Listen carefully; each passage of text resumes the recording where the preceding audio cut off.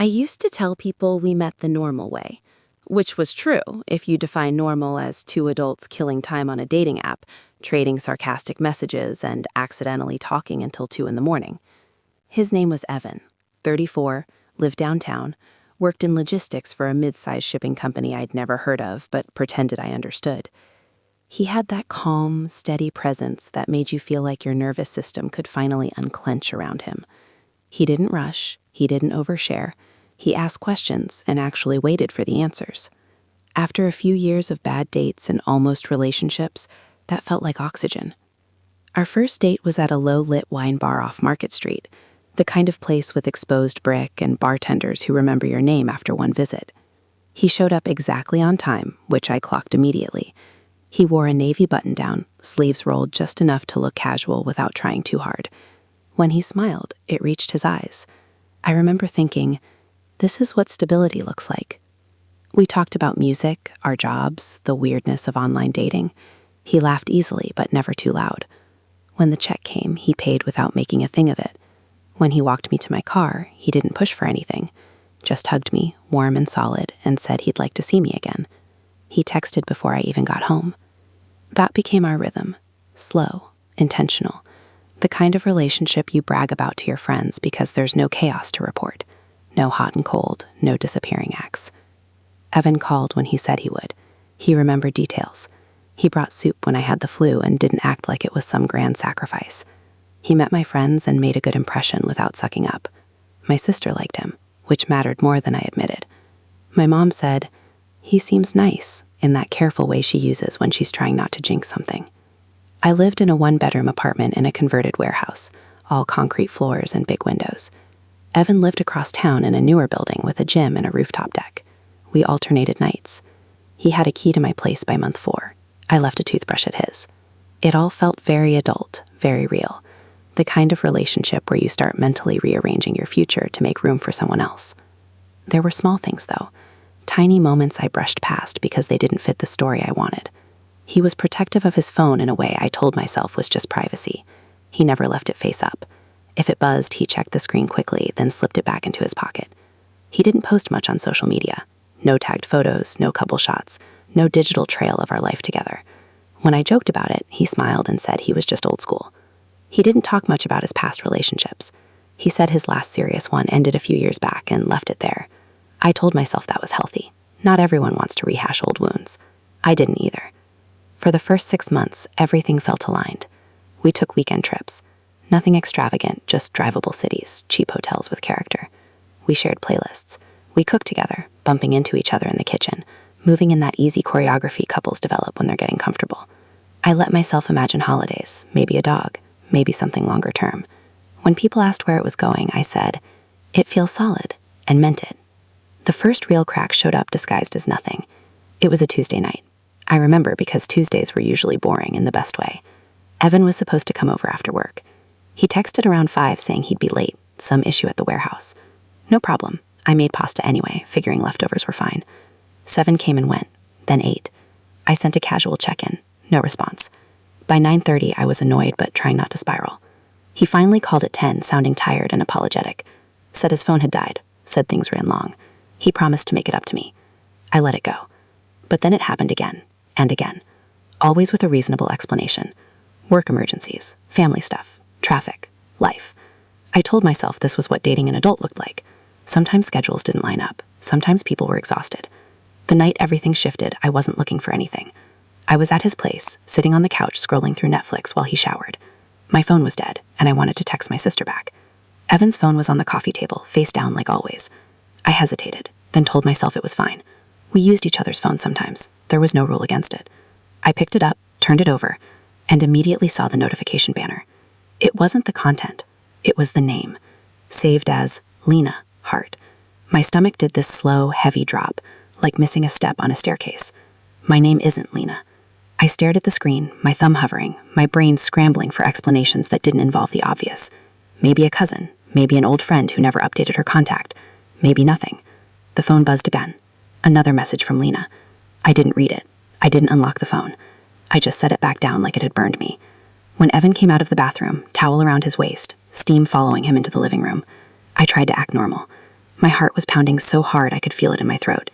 He asked if I'd pick something to watch. I said not yet. My voice sounded weird to my own ears. I didn't say anything that night. I went home later, lying awake until dawn, replaying every moment, every dismissed instinct. The next day, I told myself I was being paranoid. Plenty of people have friends with heart emojis in their contacts. It didn't have to mean anything. Except it did. Over the next few weeks, the pattern sharpened. Evan was suddenly busier. More late nights, more vague explanations. He started taking calls in other rooms. When I asked about his week, his answers felt rehearsed, like he was sticking to a script. I noticed how he avoided certain topics, how he redirected conversations away from his personal life. One Friday night, we were supposed to meet my coworkers for drinks.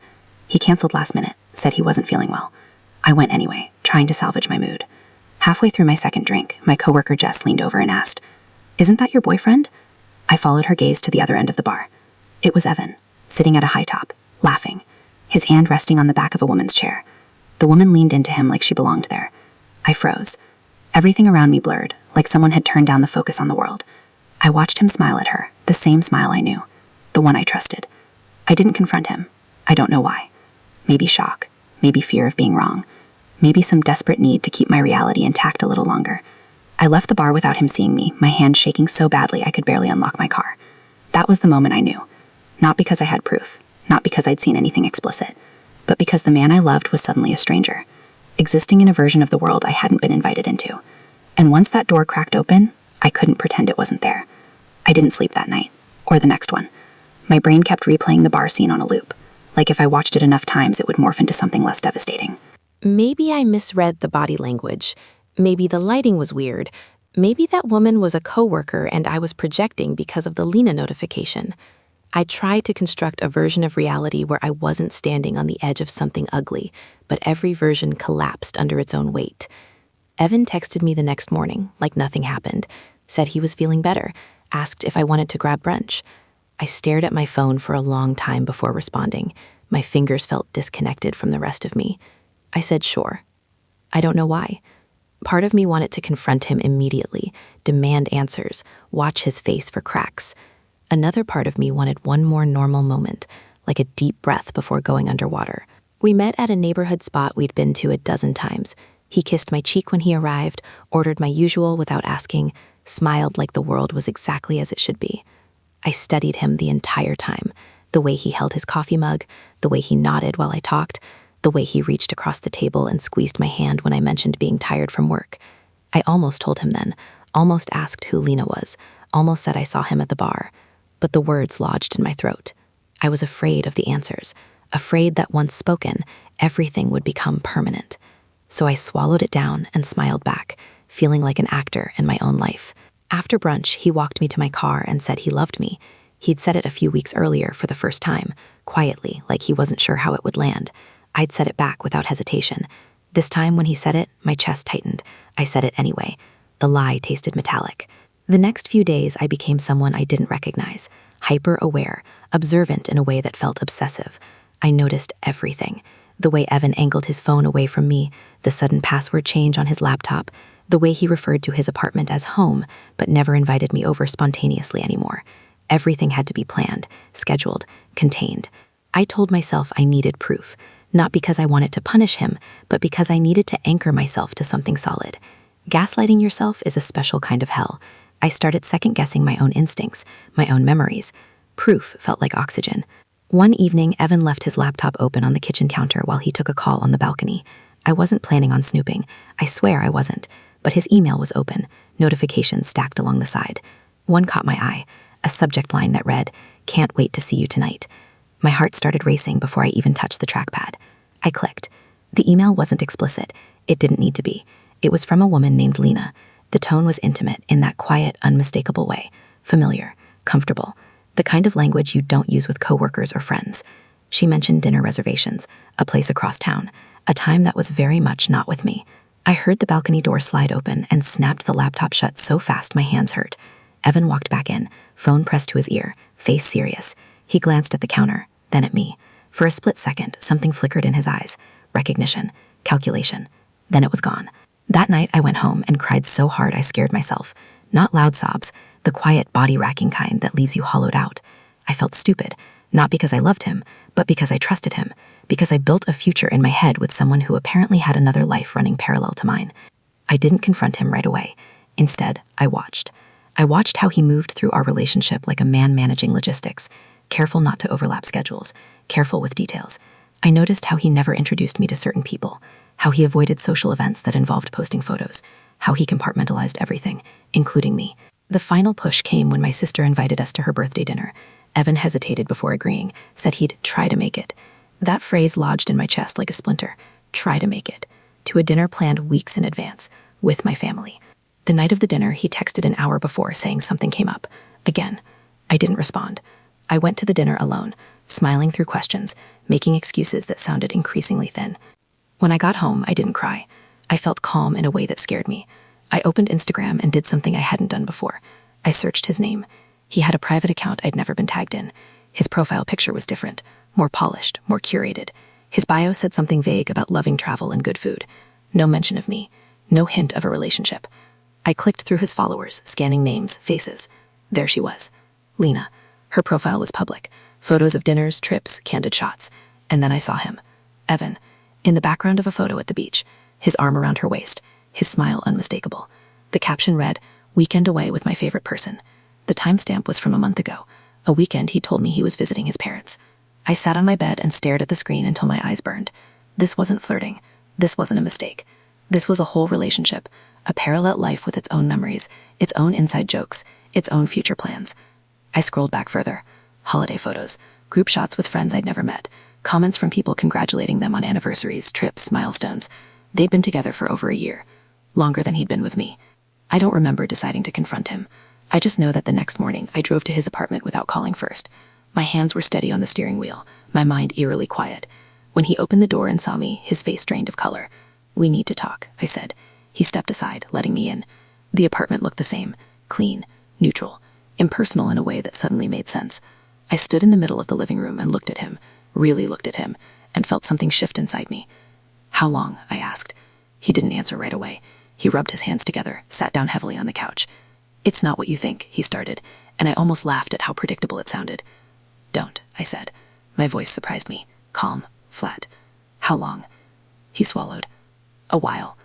I pulled out my phone and showed him the photo. The beach. Him and Lena. His shoulders slumped like he'd been holding them up for months and finally let go. "She doesn't know about you," he said quietly.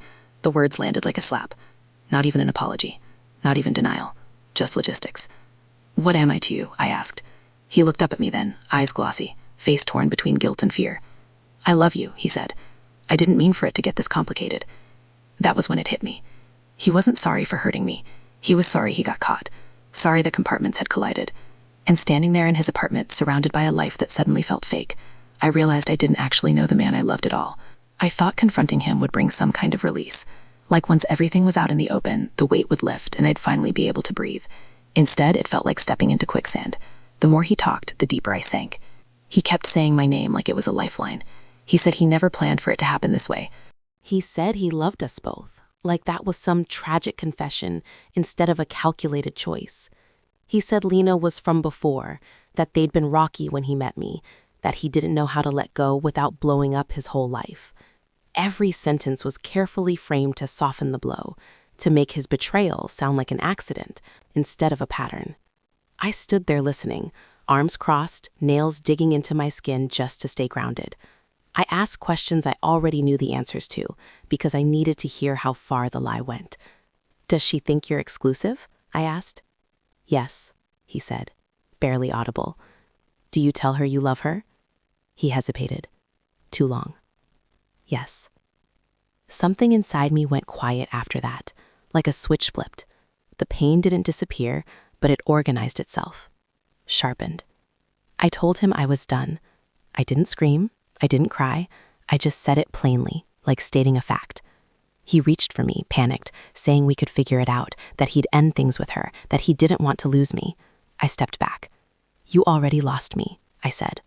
I left without another word, drove home on autopilot, crawled into bed fully dressed, and stared at the ceiling until the sky outside my window started to lighten. I felt emptied out, like something essential had been removed without anesthesia. Lena messaged me 2 days later. I didn't know how she found me. Maybe through tagged photos with mutual acquaintances, maybe through some digital trail Evan had underestimated. Her message was careful, almost polite. "Hi, I know this is probably uncomfortable, but I think we need to talk. I'm Lena." Seeing her name on my screen made my hands shake all over again. I stared at the message for a long time before responding. Part of me wanted to ignore it, block her, protect what little peace I have left. Another part knew that whatever conversation was coming was unavoidable. Evan had detonated something, and the fallout was still spreading. We met at a coffee shop halfway between our neighborhoods, neutral territory. She was already there when I arrived, sitting by the window, hands wrapped around a paper cup like she needed the warmth. She looked exactly like her photos, pretty in an effortless way, calm, put together. The kind of woman you assume has her life under control. She stood when she saw me. "Thank you for coming," she said. I nodded, sat across from her. There was a long pause where neither of us knew how to begin. Finally, she exhaled and said, "I found out about you yesterday." My chest tightened. "How?" "He slipped up," she said. "Used the wrong name when I asked who he was texting." I let out a short, humorless laugh. "Of course." She looked at me then, really looked at me, like she was trying to reconcile the idea of me with the threat I represented to her reality. "How long were you together?" she asked. 8 months. Her face crumpled, just slightly. "We've been together almost 2 years. We sat there in silence, the weight of that overlap pressing down on both of us. I expected anger. I expected defensiveness. What I didn't expect was how similar our stories were. The same excuses, the same late nights, the same careful distance from social media, the same promises about the future that never quite materialized. "He talked about moving in together," she said quietly. "Next year." My stomach dropped. He'd said the same thing to me. Same timeline, same vague phrasing, like he'd copy-pasted his dreams and handed them out selectively. "I'm so sorry," she said, eyes glossy. "I had no idea." "I know," I said, and I meant it. The anger I felt wasn't for her. It was for him, for the way he'd manipulated both of us into orbiting around him, never colliding until he lost control. We compared notes longer than I expected. Dates, trips, gaps in communication that suddenly made sense. By the end, there was no doubt left, no room for denial. Evan hadn't been torn between two loves. He'd been maintaining two lives. When we stood to leave, Lena hesitated. "He keeps calling me," she said, "saying he wants to fix things." "He told me the same," I said. She nodded, resigned. "I don't think I can ever trust him again." Neither could I. And yet, when Evan showed up at my apartment that night, my heart still jumped. I didn't let him in. I stood in the doorway while he talked, apologized, begged, promised therapy, honesty, transparency. He said he'd blocked Lena. He said he'd choose me if I gave him the chance. The audacity of it almost took my breath away. "You don't get to choose anymore," I said. He cried. Real tears this time, or maybe just convincing ones. I watched him like you watch a storm through a window. Detached, sad, unmoved. After he left, I blocked his number, deleted our photos, packed the things he'd left behind into a box and dropped it at a mutual friend's place so I wouldn't have to see him again. I told myself that was the end of it. It wasn't. The weeks that followed were a blur of grief and anger and something like withdrawal. I missed him in ways that made me hate myself. I missed the version of him I'd believed in. I missed the future I'd built in my head. I replayed our conversations, searching for clues I'd missed, moments where the truth had been hiding in plain sight. I started questioning my judgment, my instincts, how I could have loved someone so completely and been so wrong. Friends tried to comfort me, telling me it wasn't my fault, that he was a master manipulator. Intellectually, I understood that. Emotionally, I felt foolish, exposed. One night, about a month after everything blew up, I got a call from an unknown number. I almost didn't answer. Something told me to pick up. It was Evan. He sounded different, stripped down, desperate. He told me Lena had left, that everything had fallen apart, that he'd realized how badly he'd messed up. He said he'd never felt this alone. I closed my eyes, leaning my head against the wall. Part of me felt a sick sense of validation. He was finally facing consequences. Another part felt something dangerously close to compassion. "I just wanted you to know," he said, voice cracking, "that losing you was the biggest mistake of my life." I took a breath. Slow, steady. "You didn't lose me," I said. "You gave me up." There was a long silence on the other end. Then he hung up. I thought that would be the last time I heard from him. I wanted it to be. But life has a way of circling back, especially when someone refuses to let go of the version of you they broke. Weeks turned into months, and I tried to rebuild myself around the absence he'd left. I deleted our playlists, got rid of his jackets he'd left behind, moved furniture around to reclaim the apartment as mine, not ours. Friends took me out, dragged me to bars, forced me to laugh at things that normally wouldn't have been funny. But nothing erased the echo of him, the echo of someone I thought I knew, someone I had trusted with everything. I started therapy finally, talking about him like a ghost, tracing the small betrayals, the moments that had hinted at the double life he'd been leading. I realized the anger wasn't just at him. It was at myself, at the blind spots, at the optimism that ignored the red flags, at the part of me that wanted the fairy tale version so badly I let the subtle unease slide. My therapist didn't tell me to forgive him, didn't say I had to let go, didn't offer pat solutions. She just let me unravel, thread by thread, and that alone was exhausting and necessary. It was on one of those late winter nights, after another session, that I saw him again. Not intentionally. I was leaving a coffee shop near my building, bundled in a gray coat, scarf wrapped tight, head down, and there he was, Evan, walking toward me. He didn't see me at first. He was talking on his phone, gesturing, laughing like he used to.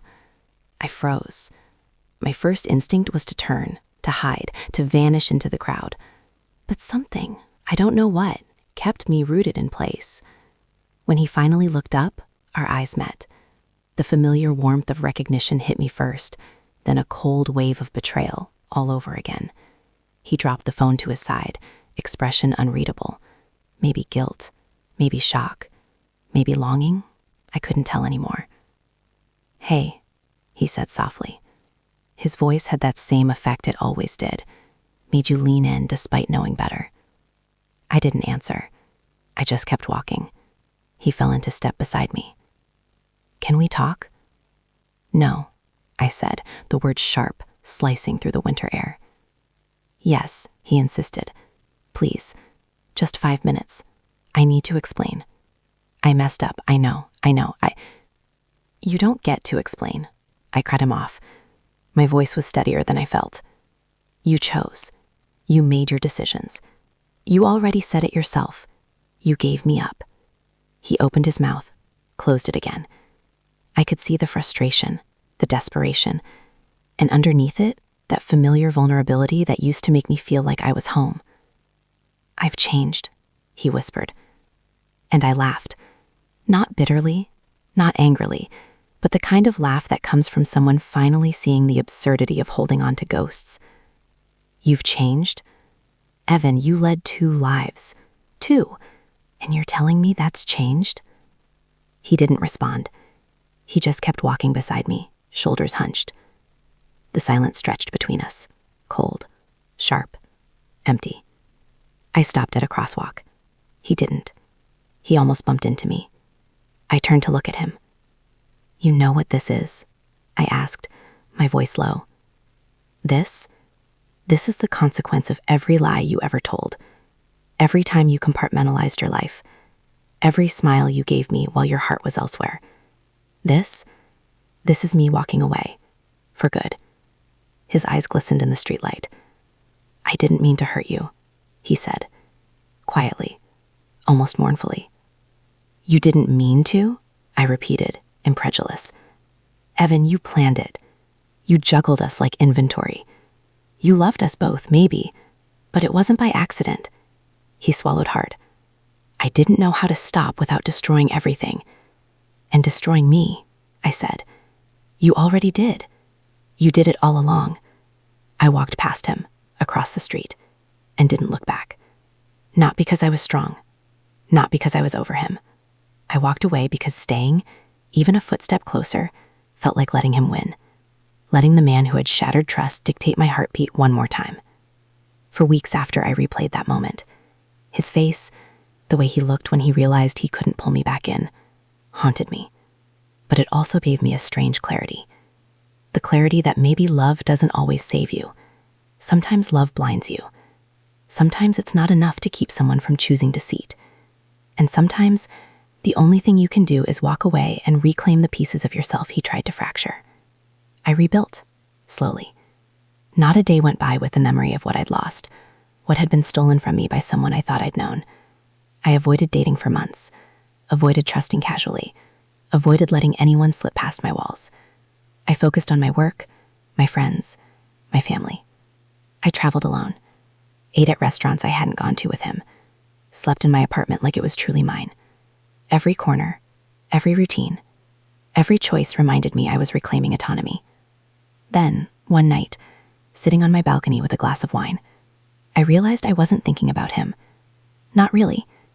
Not like before. Not with longing, not with anger, just indifference. The kind that comes after deep hurt, after seeing someone's true face and surviving. The kind that finally feels like freedom.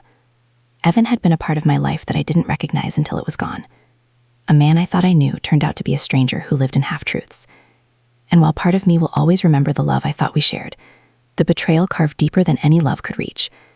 But I survived it. I survived him. And that's how I finally understood. Sometimes the person you thought you knew is just a version of themselves they want you to believe in. And the only way to truly love yourself is to walk away from the ones who don't deserve your presence, no matter how much your heart aches along the way.